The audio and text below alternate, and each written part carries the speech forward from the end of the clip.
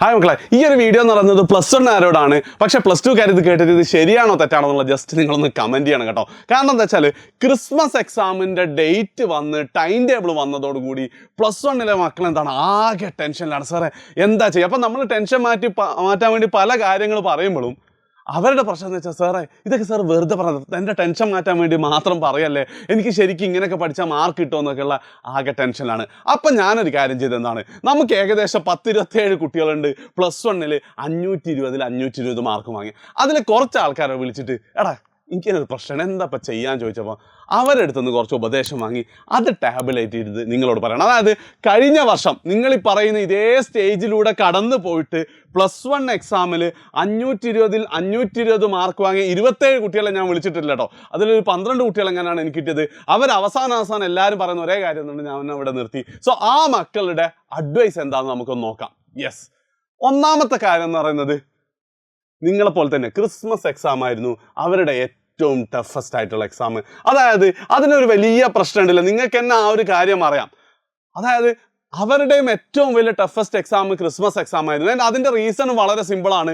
10ാം class പോലെയല്ല +1.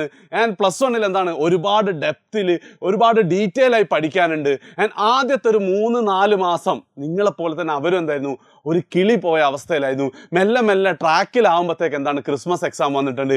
ഏകദേശം ഈ ഒരു സമയത്ത് നോക്കുകയാണെങ്കിൽ അവരും എന്താണ് ഒരു 70-80% പോർഷൻസും പഠിക്കാതെ തന്നെയായിരുന്നു. ഫസ്റ്റ് നിങ്ങൾക്ക് എന്ത് ചെയ്യാം, ആശ്വാസം വന്നു നിന്നിരിക്കും അല്ലേ.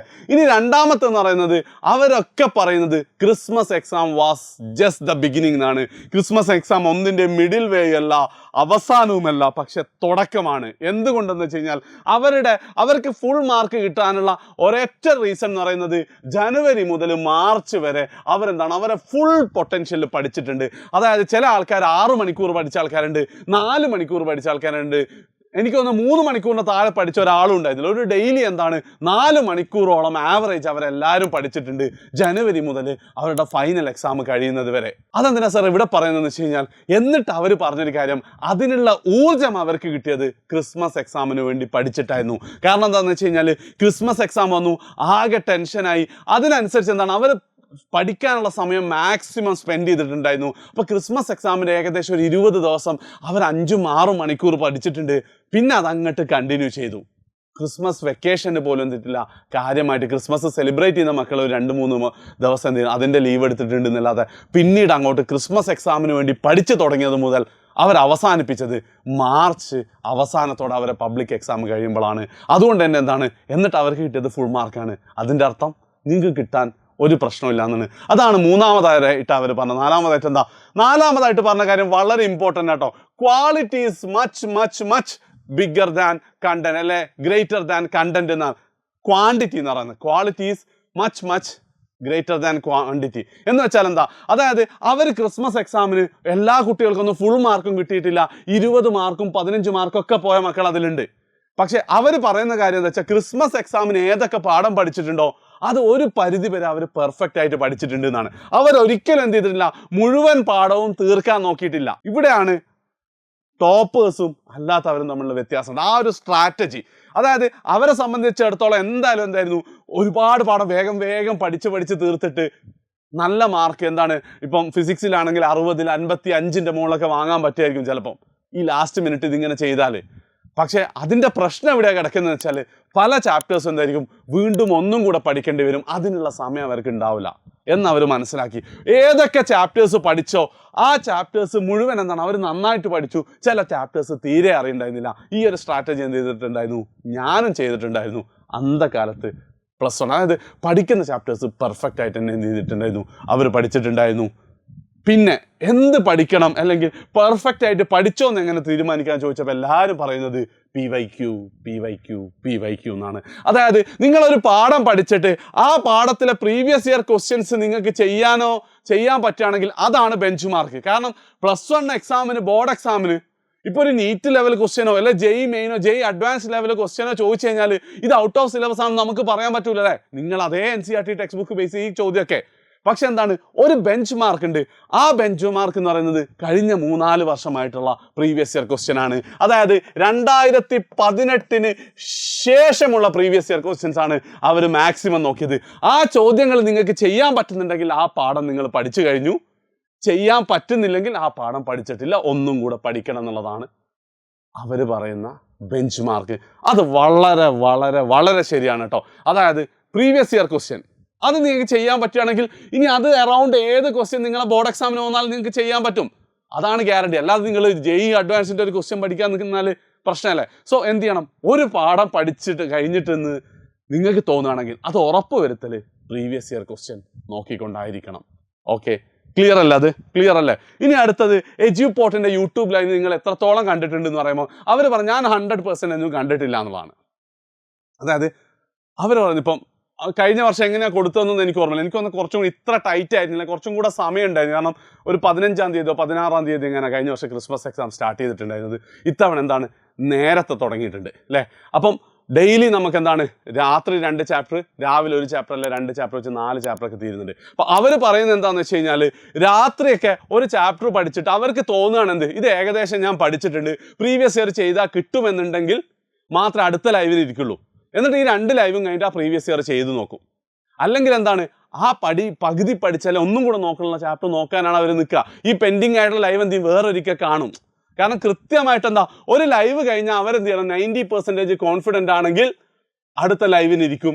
അല്ലെങ്കിൽ എന്ത് ചെയ്യും ഈ സാധനം ഒന്നും കൂടെ കാണാം, വീണ്ടും പ്രീവിയസ് ഇയർ ക്വസ്റ്റ്യനോ അത് പെർഫെക്റ്റ് ആക്കിയതിന് ശേഷം ചിലപ്പോൾ സൺഡേസിലാണ് എന്ത് ചെയ്യുക ഈ പെൻഡിങ് ഉള്ള സെക്കൻഡ് ലൈവ് കാണുക. കാര്യം മനസ്സിലായോ? അതേപോലെ തന്നെ രാവിലത്തെ ക്ലാസ്സും അങ്ങനെ തന്നെയാണ്. രാവിലെ എഴുന്നേറ്റിട്ട് മിക്കവാറും ലൈവുകൾ അവർ കണ്ടിട്ട് കാരണം ഫ്രഷ് ആയിട്ട് കാണാൻ പറ്റുന്നതാണ്, നന്നായിട്ട് എന്ത് ചെയ്യാൻ പറ്റാറുണ്ട്, അവർക്ക് പഠിക്കാൻ പറ്റാറുണ്ട് എന്ന് പറഞ്ഞിട്ടുണ്ട്. പക്ഷേ അപ്പോഴും ഈ റൂളുണ്ട്, രാവിലെ എഴുന്നേറ്റ് സ്കൂളിൽ പോയിട്ട് വൈകുന്നേരത്തിനുള്ളിൽ ആ പാഠം പഠിച്ചു കഴിഞ്ഞാൽ സ്കൂൾ വിട്ട് വന്ന് 7 മണിക്കുള്ള അടുത്ത ലൈവിന് മുമ്പ് അത് പഠിച്ചു തീർന്നിട്ടില്ലെങ്കിൽ അവരത് പഠിച്ചു തീർക്കാനാണ് നോക്കുക. ഓക്കെ, ആ ഒരു കാര്യം വളരെ ഇമ്പോർട്ടൻ്റ് ആണ്. അപ്പം ചോദിച്ചു ക്രിസ്മസ് എക്സാമിന് മാർക്ക് പറഞ്ഞാൽ അത് പ്രശ്നം ഉണ്ടായിരുന്നില്ല, എല്ലാവർക്കും ഇതന്നെയല്ല അവസ്ഥ. അപ്പം ഈ ഒരു പാഠം ഫൈനൽ എക്സാമിനും കൂടെ വേണം എന്നുള്ള രീതിയിലാണ് അവർ മുഴുവനായിട്ട് പഠിച്ചതെന്നുള്ളതാണ്. പിന്നെ അവർ പറഞ്ഞ കാര്യം know the game you are playing, അല്ലെങ്കിൽ എന്താണ് +1 ഈസ് നോട്ട് SSLC. അത് നിങ്ങൾക്ക് ക്ലിയർ ആയിട്ട് മനസ്സിലായിട്ടുണ്ടാവും. അത് മനസ്സിലാക്കുക എന്ന് പറഞ്ഞു കഴിഞ്ഞാൽ നിങ്ങൾക്കൊക്കെ അറിയാലേ +1 SSLCനെ പോലെ അല്ല എന്നുള്ളത്. പക്ഷേ അതല്ല അവരുദ്ദേശിച്ചത്. അതിൻ്റെ പഠിക്കുന്ന രീതിക്ക് വ്യത്യാസമുണ്ട്. ആ രീതിയിലേക്ക് എന്ത് ചെയ്യണം നിങ്ങൾ മാറണം എന്നാണ്. അത് കുറേയൊക്കെ അന്നത്തെ നമ്മളെ ലൈവുകളും കാര്യങ്ങളൊക്കെ സ്റ്റഡി ടിപ്പുകളൊക്കെ അവർ കണ്ടിട്ടുണ്ടായിരുന്നു. അതിൽ പ്രധാനമായിട്ടുള്ളത് നമ്മൾ വെറും ബൈഹാർട്ട് പഠിക്കുന്നതിനേക്കാളും അപ്പുറം ചില കാര്യങ്ങൾ പോസ് ചെയ്ത് ചിന്തിച്ച് തോന്നണം. അതാണ് മെയിൻ വ്യത്യാസമായിട്ട് അവർ പറഞ്ഞത്. SSLC ഒരു പരിധിവരെ മാത്സ് അടക്കം ബൈഹാർട്ട് പഠിക്കായിരുന്നു. പക്ഷെ +1 എത്തുമ്പോൾ ചില കാര്യങ്ങൾ പറയുമ്പോൾ പോസ് ചെയ്ത് റീവൈൻഡ് ഒന്നും കൂടെ ആലോചിച്ച് നോക്കി മനസ്സിലൊന്നും കൂടി കേട്ട് ആ ഒരു ശീലം അവരുണ്ടാക്കി തുടങ്ങിയത് ക്രിസ്മസ് എക്സാം മുതലാണ്. അത് വളരെ ഇമ്പോർട്ടൻ്റ് ആണ്. ഫുൾ മാർക്ക് അല്ലെ 500 മാർക്കിൻ്റെ മുകളിലാണ് നിങ്ങൾ എയിം ചെയ്യുന്നെങ്കിൽ മനസ്സിലാക്കി പഠിക്കുക എന്നുള്ളത് വളരെ ഇമ്പോർട്ടൻ്റ് ആണ്. ലൈവിൻ്റെ ഭാഗത്ത് പോയിക്കോട്ടെ, നിങ്ങൾ എന്ത് ചെയ്തോ പോസ് ചെയ്തോ, ലൈവിൻ്റെ ഇടയ്ക്ക് തന്നെ മനസ്സിലായില്ലേ പോസ് ചെയ്തിട്ട് അവർ മുന്നോട്ട് പോയിട്ടെ കുറച്ച് പുറകെ പോയാൽ ഒരു പ്രശ്നമില്ല. കാരണം എന്താ ലൈവിൽ ഇങ്ങനെ തീയിടുക ഫയറിടുക അതിനേക്കാളൊക്കെ ഉപരി എന്താണ് നമ്മളെ സംബന്ധിച്ചിടത്തോളം എന്താ പഠിക്കുകയല്ലേ വേണ്ടത്. സോ ഉറപ്പായിട്ട് എന്ത് ചെയ്യണം ആ ഒരു കാര്യം നിങ്ങൾ നോക്കണം, മനസ്സിലാക്കി പഠിക്കണം. മനസ്സിലാവാത്തത് നോട്ട് ചെയ്തിട്ട് അത് പിന്നെ മനസ്സിലാക്കിയിട്ടുണ്ട് എന്നുള്ളത് ഉറപ്പ് വരുത്തണം. ആൻഡ് ലാസ്റ്റ് ആയിട്ടൊരു മാർക്കറ്റിംഗ് സംഭവമാണ്. ഇതിലെ ഭൂരിഭാഗം കുട്ടികളും എജ്യൂപോർട്ടിൻ്റെ ബൂസ്റ്റർ ബാച്ചിൽ ജോയിൻ ചെയ്തതാണ്. അതായത് ക്രിസ്മസ് എക്സാമിന് ശേഷം ഞാൻ പറഞ്ഞില്ലേ ഡിസംബർ 23 അല്ലെ 20-ാം തീയതി ക്രിസ്മസ് എക്സാം കഴിഞ്ഞതിന് ശേഷമാണ് അവർ പഠിച്ചു തുടങ്ങിയ ജനുവരി ആൻഡ് മാർച്ച് ഫുൾ പൊട്ടൻഷ്യൽ പഠിച്ചത്. ആ ഫുൾ പൊട്ടൻഷ്യൽ പഠിക്കാനുള്ള കറക്റ്റ് പ്ലാനിങ്ങും കറക്റ്റ് ക്ലാസ്സും ഈ പറയുന്ന +1 ഈസ് നോട്ട് SSLC എന്നത് ഉറപ്പ് വരുത്തുന്ന രീതിയിലുള്ള ക്ലാസ്സും കാര്യങ്ങളുമായിട്ടാണ് നമ്മളുടെ ബൂസ്റ്റർ ബാച്ച് ലോഞ്ച് ചെയ്യാറുള്ളത്. ക്രിസ്മസ് എക്സാം കഴിഞ്ഞ ഉടനെ നമ്മൾ ലോഞ്ച് ചെയ്യും. നിങ്ങൾക്ക് അതിനെക്കുറിച്ച് കൂടുതൽ ഡീറ്റെയിൽസ് വേണമെങ്കിൽ ജസ്റ്റ് 9207998855 എന്ന നമ്പറിൽ വിളിക്കാം. ഓർ നിങ്ങൾക്ക് നിങ്ങളുമായിട്ട് ആരാണോ കോൺടാക്റ്റുള്ളത് അവരോട് അതിൻ്റെ ഡീറ്റെയിൽസ് ചോദിക്കാവുന്നതാണ്. പക്ഷേ മോസ്റ്റ് ഇമ്പോർട്ടൻ്റ് ആയിട്ട് എനിക്ക് പറയാനുള്ളത് ഇതിനേക്കാളൊക്കെ ഉപരി ക്രിസ്മസ് എക്സാമിൽ മാർക്ക് കുറയുന്നതിൽ നിങ്ങൾ ടെൻഷൻ അടിക്കേണ്ട.